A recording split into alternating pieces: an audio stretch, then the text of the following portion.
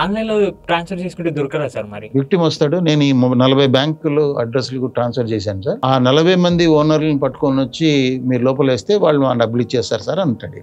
ఆన్లైన్లో లేదా ఫిజికల్గా వెళ్ళి బీద వాళ్ళ దగ్గర అకౌంట్స్ ఉంటాయి కదా, వాళ్ళకు ఈ ఏదో రకరకాల గవర్నమెంట్ స్కీమ్స్లో డబ్బులు వస్తాయి, వాళ్ళ దగ్గరికి వెళ్ళి మీకు ఎంత వస్తుంది సంవత్సరానికి అంటే సంవత్సరం అంతా కలిపితే 20,000 కూడా నా బ్యాంక్ అకౌంట్కి రాదు అని మనం చెప్తే, ఆ 20,000 నేను ఇచ్చేస్తాను, ఒక సంవత్సరం నీ బ్యాంక్ అకౌంట్ నేను వాడుకుంటా అని చెప్పి వాళ్ళ దగ్గర నుంచి తీసుకుంటాను. ఓకే. ఈయనెవరో వాళ్ళకి తెలియదు, బ్యాంక్ అకౌంట్ డీటెయిల్స్ మాత్రం వెళ్ళిపోతాయి. ఈ 20,000 బదులు 50,000 ఇస్తాడు. డిపెండింగ్ ఆన్ ది కేస్ వాడు ఎంతో కొంత పెట్టి కొనుక్కుంటాడు. 5,000 కొనుక్కున్న కేసులు ఉన్నాయి, 10,000 కొనుక్కున్న కేసులు ఉన్నాయి, 50,000 పెట్టి బ్యాంక్ అకౌంట్స్ కొనుక్కున్న కేసులు ఉన్నాయి. లాస్ట్ ఇయర్ 8,60,000 బ్యాంక్ అకౌంట్స్ ను ఫ్రీజ్ చేశారు. 8 లక్షల ఎంతమంది ఈ అకౌంట్స్ నమ్ముకున్నారు? దీన్ని మ్యూల్ అకౌంట్స్ అని అంటే అసలు ఓనర్కి ఏమీ తెలియదు పాపం. విక్టిమ్స్ వచ్చి ఆ ఓనర్ని పట్టుకురండి సార్ అంటే ఓనర్ని పట్టుకుని వస్తే వాడు ABCDలు రావు, 1 2 3లు రావు, ఆలు రావు, వాడికి చదివే ఉండదు. వాళ్ళేదో పాపం ఫార్మర్స్ అయి ఉంటారు. వీళ్ళని నమ్మి ఇస్తారు తప్ప వాళ్ళేమి క్రైమ్లో పార్ట్ కావాలని ఇవ్వరు.